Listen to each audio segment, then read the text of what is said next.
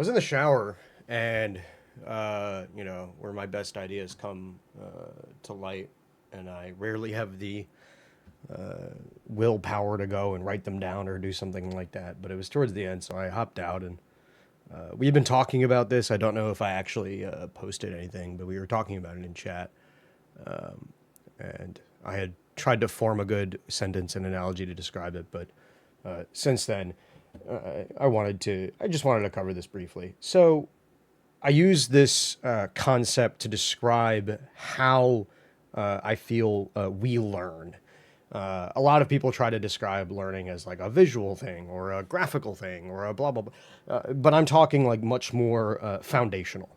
What is the mental process that we go through that encodes information in the long term? Some would call it memory, but I think it's more ingrained in the ability to apply that information. And so I tell people that you learn something not by taking that thing and going in and putting that thing on the shelf.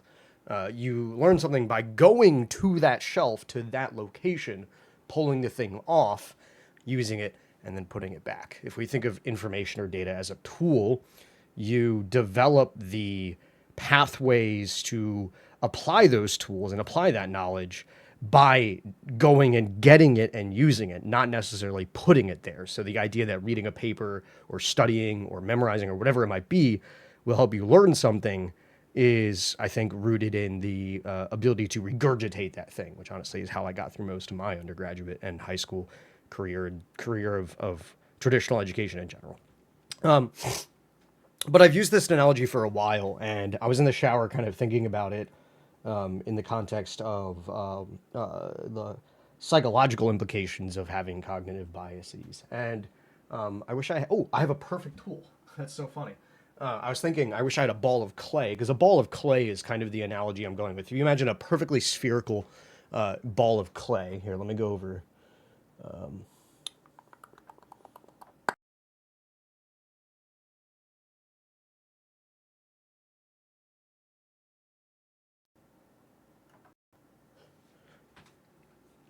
We'll get one note.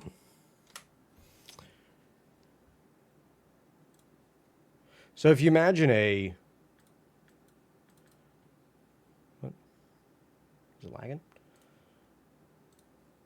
Might be lagging. There we go. If you imagine a sphere, right? Imagine this is your brain. This works quite well, actually. Imagine information or data or like your senses being a heavy metal ball or a marble falling on the very top center of that sphere. If you drop it in the very top center and the sphere is perfectly smooth, it's going to go anywhere. The targeted application of that knowledge, where it's stored, how it's applied, is ambiguous. But as the marbles or the metal balls roll down the clay, they, form divots. They, create paths, preferred paths, right? And they, maybe in a dendritic way, around the clay sphere, turning it to something that kind of looks like that. Those paths, those streams of where the root of the knowledge starts to where it ends up, and the depths of those paths has an impact on where the marbles to follow end up. So when you are trying to learn something, try to use this analogy of walking into a warehouse and putting information on the shelf, a tool on the shelf, and separate that from going back into that warehouse later, going exactly to where that tool was, pulling it off, and then using it for something. And, think of it in terms of it's helping you because it's reinforcing these preferred pathways.